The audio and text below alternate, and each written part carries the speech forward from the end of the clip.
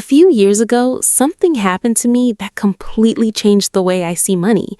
I was deep in research, studying wealth patterns across the most financially fascinating countries in the world: Japan, Switzerland, Denmark, countries where ordinary people, teachers, warehouse workers, nurses, were quietly building generational wealth on salaries that would make most high earners in America laugh.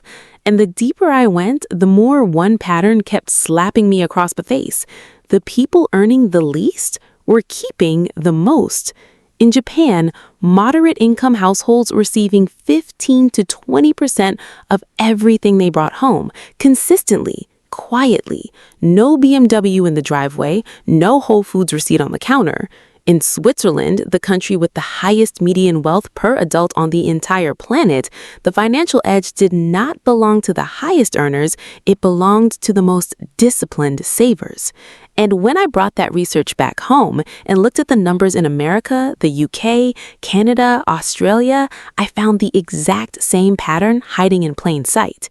It blew my mind because here's what the data was screaming at me. Goldman Sachs confirmed that 40% of households earning over $300,000 a year are still living paycheck to paycheck. The Federal Reserve found that the median savings across all income levels in America, including six-figure earners, sits at just $5,300. And a study tracking high earners who got significant raises found that 4 years later, most of them had less savings than before the raise, with credit card debt on top. Let that land. More money coming in, less wealth being built. Now think about someone you know, maybe a colleague, maybe a neighbor, maybe, and I say this with love, it is you. You earn good money, real money, $80, $90, $100,000 a year, and somehow at the end of every month, the savings account doesn't match the effort going in. Meanwhile, the person down the hall, making $60,000, just quietly crossed $80,000 in investments, drives a paid-off car, and sleeps without a knot in their stomach on Sunday nights. You're not imagining it. It's real, and it's not your fault. But here's what is your fault and what this video is going to fix today. There are 4 invisible traps draining your wealth every single time your salary goes up. 4 structural forces nobody ever explained to you. 4 reasons the $60,000 earner is lapping you in the wealth race, not because they're smarter, not because they work harder, but because they accidentally avoided every single one of these traps. I'm going to walk you through all 4 today and show you exactly how to shut every one of them down.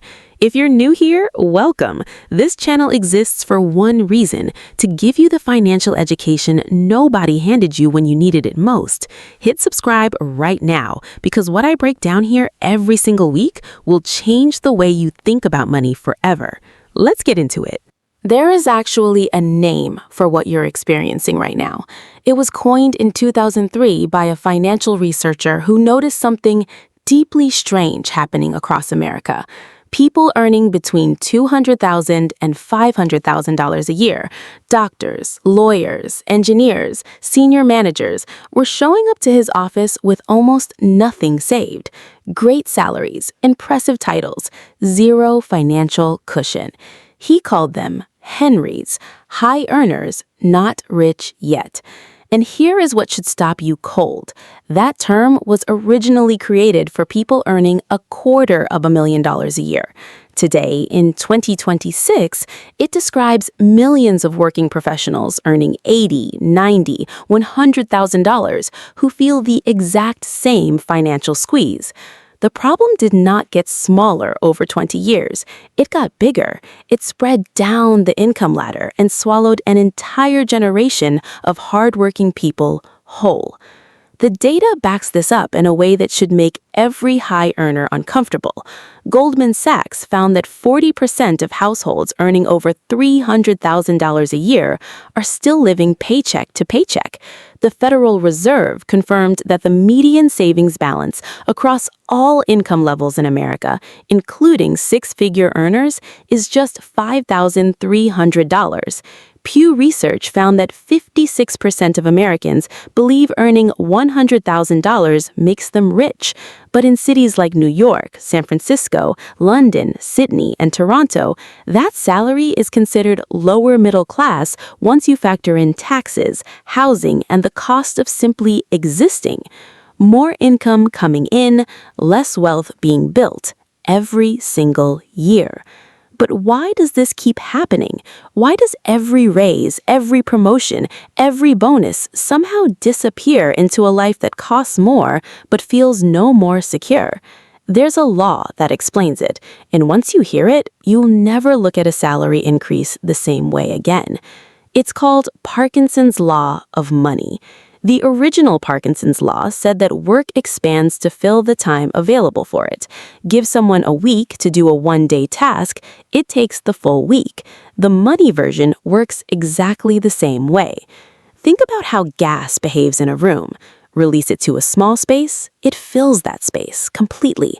Release that same gas into a bigger room, it expands, stretches, finds every available corner.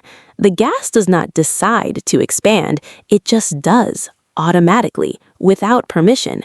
Your spending is that gas. Every time your income grows, every raise, every bonus, every side income, your expenses silently expand to fill every available corner of that new space. A slightly bigger apartment, a newer car, a gym membership that feels reasonable now, a grocery upgrade, a school for the kids that feels like the responsible choice. Each decision feels completely justified. Each one feels like you've simply arrived at the level you deserve. But here's what nobody tells you. Every one of those upgrades locks in a new fixed cost, and fixed costs are almost impossible to reverse without pain. Your new lifestyle becomes your new minimum, and that minimum keeps rising every time your income does. This is not a discipline problem. This is not a willpower problem. This is a structural trap, quietly engineered into the way most working professionals manage money across America, the UK, Canada, and Australia. And it doesn't show up in just one way. It shows up in 4 very specific, very identifiable ways. 4 traps that each target a different part of your financial life. The first trap starts the moment you open that email telling you your raise has been approved, and most people walk straight into it before the celebration is even over. Trap number 1, and this one is personal. Meet Jessica, registered nurse, Houston, Texas. For 6 years, she earned $68,000 a year. 1-bedroom apartment at $1,350 a month, a 2016 Toyota Camry fully paid off. She packed her lunch 4 days a week, shopped at regular grocery stores. And at the end of every month, after every bill was paid, Jessica was putting away over $2,000 into savings. Not glamorous, but consistent and quietly powerful. Then, in 2024, Jessica got the raise she had been working toward for years, $87,000 a year, a $19,000 jump. She was ecstatic. She deserved to be. So she celebrated the way most people celebrate a raise. Within 8 months, luxury 2-bedroom apartment at $2,180 a month, brand new Honda CR-V on a lease at $485 a month, private school for her 6-year-old at $14,500 a year, upgraded gym membership, daily Starbucks run. She told herself, I earned this, I deserve this, I have finally arrived. And for 10 months, it felt incredible. Then the numbers arrived. Jessica's new fixed costs added up to $35,630 every single year. Her raise was $19,000. She had spent nearly double her raise in new permanent expenses. 2 years after the biggest career win of her life, $8,500 in savings, down from $18,000 before the raise. $12,400 in credit card debt, her emergency fund shrinking every month instead of growing. She earned $38,000 more over those 2 years and ended up $33,000 worse off in net worth. Read that again. More money in, less wealth built. That is not bad luck. That is trap 1. Now, here's where it gets uncomfortable. Across the hallway from Jessica works Tanya, also a nurse, earns $61,000 a year, drives a used 2018 Honda, paid off 2 years ago, meal preps on Sundays, shops at Aldi, no luxury apartment, no private school bill eating her income every month. Tanya saves $13,000 a year consistently, quietly, every year. After 5 years, while Jessica is still climbing out of the debt her raise created, Tanya will have $65,000 invested and growing at compound interest. Jessica, earning $26,000 more per year, will have less than half of that. Same profession, same hospital, same city. Completely different financial destination. So what exactly happened to Jessica? 3 things, and all 3 happen in the same dangerous window of time. First, she upgraded her fixed costs before she understood the true size of her raise. A $19,000 gross raise is not $19,000. After federal taxes, state taxes, Social Security, and Medicare, that raise shrinks to somewhere between $11,000 and $13,000 in actual take-home pay. But the lifestyle she bought costs $35,000 a year in new fixed expenses. She was already underwater before she finished celebrating. Second, she locked herself into costs that are almost impossible to reverse. This is the cruelest part of lifestyle inflation. You can upgrade an apartment in a weekend. Moving back down feels like failure. You can sign a car lease in an afternoon, costing it thousands. You can enroll a child in private school with one conversation. Taking them out is an emotional war. Fixed costs travel uphill easily and downhill almost never. Third, she budgeted against the gross number, not the real number. People hear $87,000 and spend like they have $87,000 available. They do not. After taxes and deductions, that salary is closer to $62,000 in take-home pay.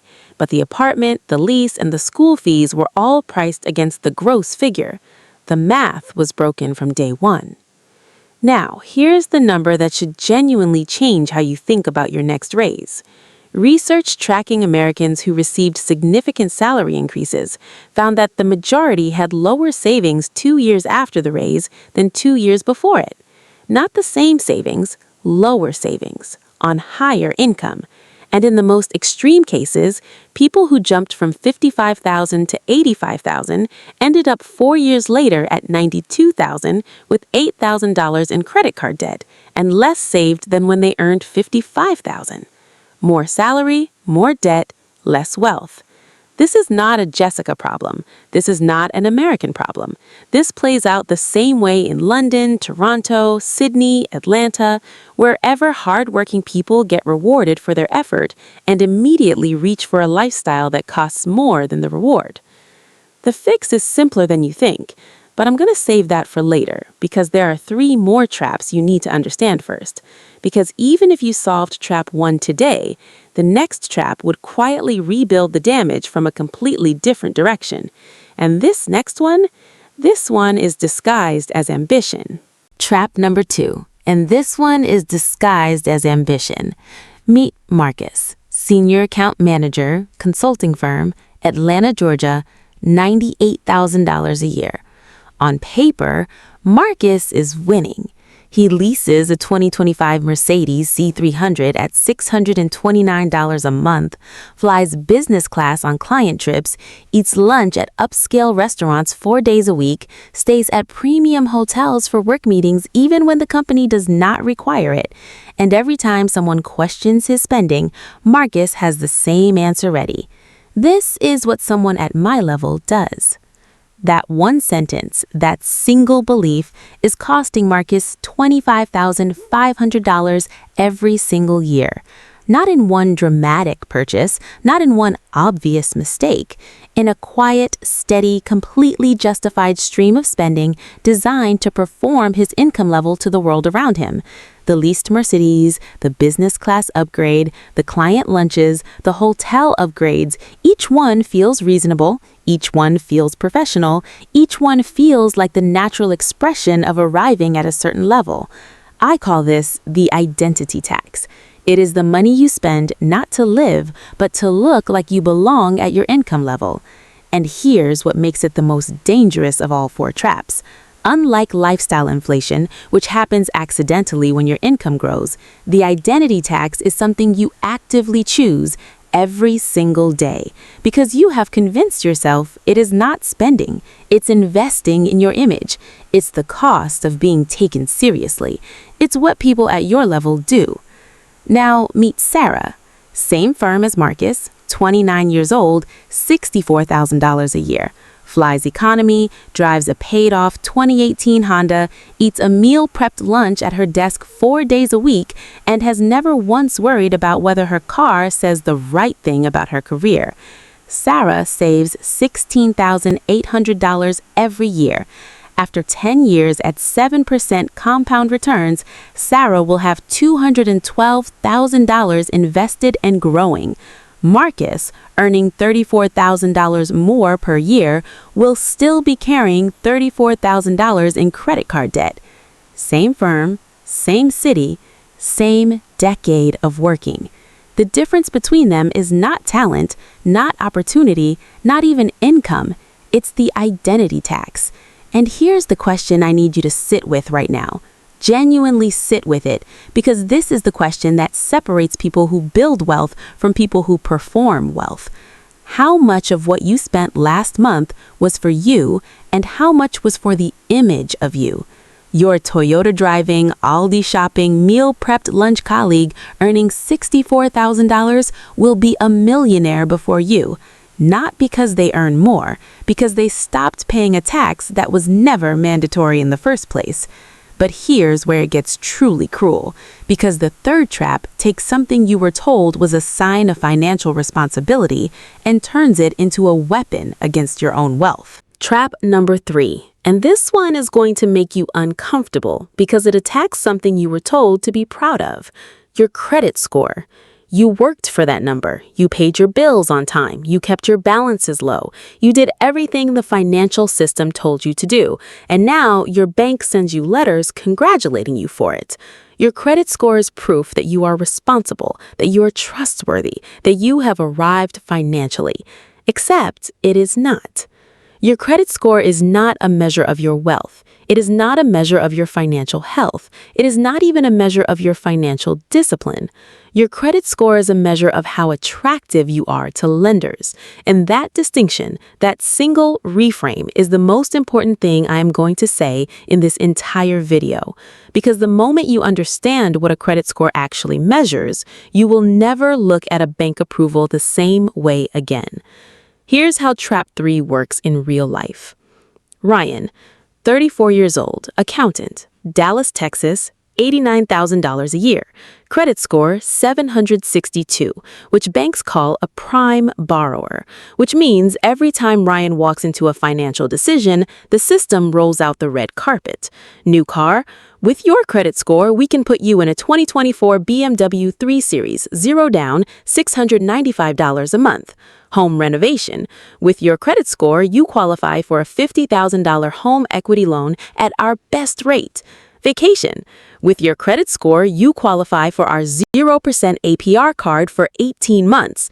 And Ryan says yes, every time. Because why would you not? That is what good credit is for. That is the reward for being responsible. 5 years later, $59,700 in total debt. Car loan, HELOC, credit card balance that survived past the 0% window. Monthly debt payments consuming $412 more every month than he ever planned. Savings account, $8,200. Net worth, negative.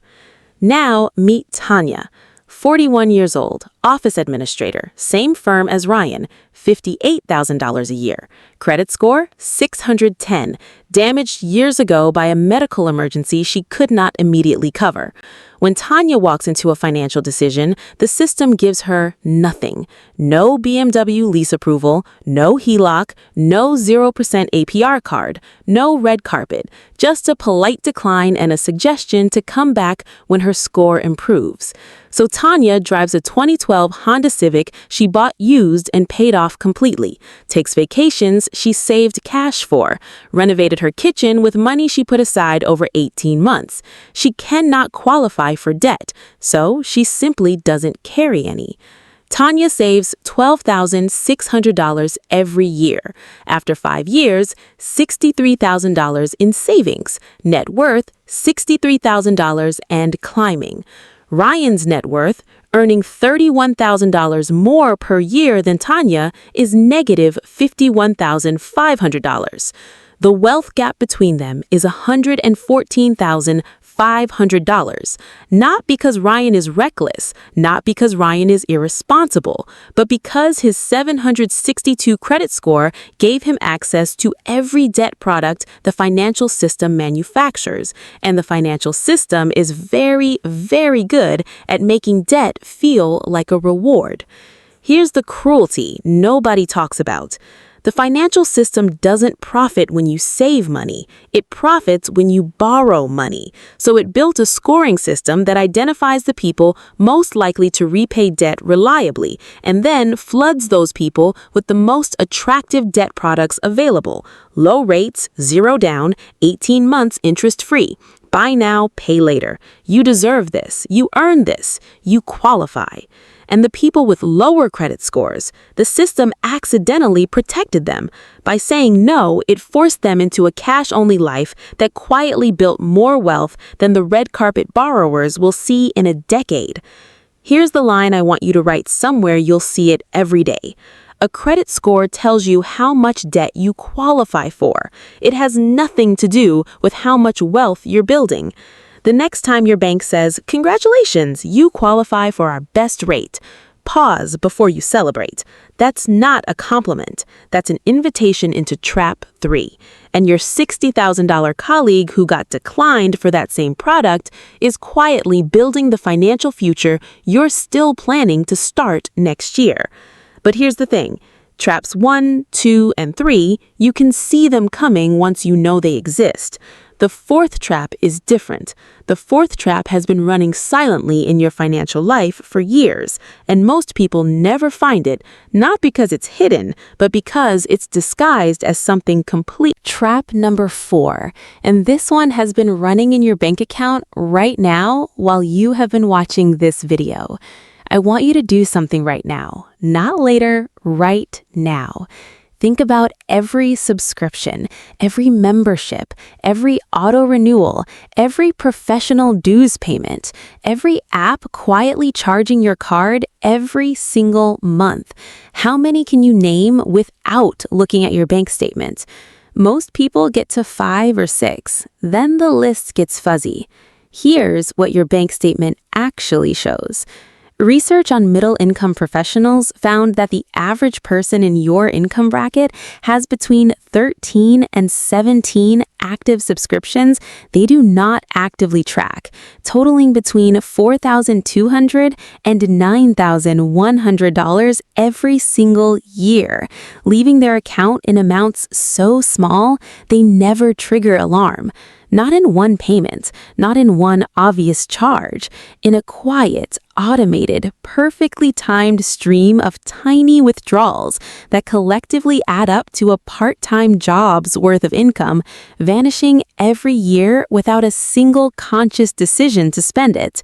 I call this the invisible subscription drain. And here's what makes it uniquely devastating compared to the first 3 traps. Lifestyle inflation, the identity tax, and the credit score trap all require you to make a decision. You decide to upgrade the apartment. You decide to lease the BMW. You decide to accept the bank's offer. But the invisible subscription drain requires 0 decisions. It runs on autopilot. It charges while you sleep. It renews while you are busy living your life. And it grows quietly every time your professional status increases. Because higher income professionals get offered more subscriptions, more memberships, more corporate perks than anyone else. The system does not offer these things to your $60,000 colleague. Their job does not come with LinkedIn Premium auto-enrolled. Their position does not come with professional association dues pulled from payroll. Their role does not come with corporate wellness apps charging their card from a sign-up they barely remember. So while you're paying the invisible tax of professional success, they have 0 forgotten subscriptions, 0 silent leaks, a completely clean financial life. Let me show you exactly what this looks like in real numbers. Nicole, 32 years old, real estate agent, Austin, Texas, $92,000 a year. Keller Williams technology platform, auto-enrolled, $1,200 a year, used 4 times since 2021. LinkedIn Premium Business, $720 a year, started during a job search she finished 3 years ago, never canceled. SiriusXM, activated automatically when she leased her BMW, $180 a year, never turned off. Real estate coaching program, $3,564 a year, attended 3 calls before life got busy. NAR dues, auto-renewed through her desk fee, $595 a year. Zillow Premier Agent, $4,788 a year, provisioned in 2021, hasn't closed a single Zillow lead since 2023. Total invisible drain, $8,247 every single year. Nicole doesn't think of herself as someone who wastes money. She would tell you she's financially responsible. She's never once sat down and added those numbers up because each charge, viewed individually, feels either justifiable or forgettable. Now meet Brian, 47 years old, real estate assistant, same firm, $64,000 a year. His job does not come with corporate technology platforms. His position does not offer LinkedIn Premium. He drives a 2016 Toyota Camry with a basic radio, never been auto-enrolled in a professional association or a coaching program. Brian's total recurring subscription costs? 0. Brian saves $14,400 every year. After 5 years, Brian has $72,000 saved and invested. Nicole, earning $28,000 more per year, has $31,000 in credit card debt and $18,000 in savings. And here's the part that should make every professional watching this stop completely. Nicole is not unusual. Nicole is the average. The average middle-income professional across America, the UK, Canada, and Australia is losing between $4,000 and $9,000 every single year to subscriptions they have forgotten, memberships they don't use, and corporate perks they never asked for but are being charged for anyway. Over 10 years, without a single dramatic financial mistake, without a single reckless purchase, that silent drain costs the average professional between $42,000 and $91,000. Money that should have been compounding in an investment account. Money that should have been building the financial freedom you've been working toward for years. Gone, quietly, automatically, while you slept. So here's the one action I want you to take before this video ends. Open your bank statement, every account, every card, and scroll back 90 days. Circle every charge you can't immediately justify with a specific use from the last 30 days. That circle is your invisible subscription drain, and canceling those charges today could be the most profitable 30 minutes you've ever spent. Because here's the truth, and this is the truth that connects all 4 traps together. You don't have a savings problem, you have a leaks problem, and every single one of those leaks has a name now. Trap 1, lifestyle inflation. Your fixed costs rose faster than your income did. Trap 2, the identity tax. You've been paying to perform your income level instead of building from it. Trap 3, the credit score trap. The system use your financial responsibility as the key to a debt door you should never have opened. Trap 4, the invisible subscription drain. The professional world auto-enrolled you into a silent financial bleed you never consciously agreed to. 4 traps, all running simultaneously, all quietly ensuring that the person earning $60,000 with fewer upgrades to maintain, no identity to perform, no red carpet debt access, and no corporate perks draining their account ends up richer than you. Not because they're better, not because they're smarter, because they have fewer leaks. Now, here's how you close every single. Here is the number that ties everything together. Every trap I just walked you through, the lifestyle inflation, the identity tax, the credit score trap, and invisible subscriptions, they all share one common consequence. They destroy the single number that actually determines when you become financially free. Not your salary, not your job title, not your credit score. Your savings rate. Your savings rate is simply the percentage of what you earn that you actually keep. And in every country, every city, every income bracket I have ever studied, it is the only number that separates the wealth builders from the wealth performers. Here is the math, and I need you to sit with this. A household earning $300,000 a year that spends $295,000, which is exactly what lifestyle inflation, the identity tax, the credit score trap, and invisible subscriptions collectively produce, is operating at a savings rate of just 1.67%. Meanwhile, a household earning $60,000 that keeps their fixed costs low, pays no identity tax, carries no qualifying debt, and has 0 forgotten subscriptions, saving $15,000 a year, is operating at a 25% savings rate.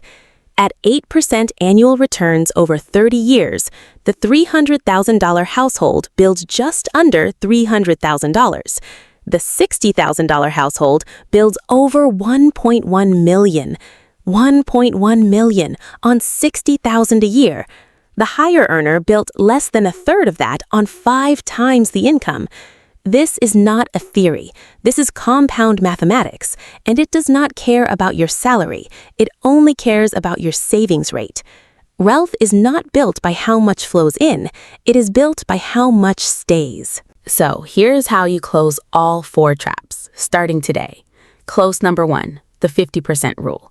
The moment any raise, bonus, or windfall hits your account, before you upgrade anything, before you celebrate anything, before you tell a single person, automate 50% of that increase directly into savings or investments.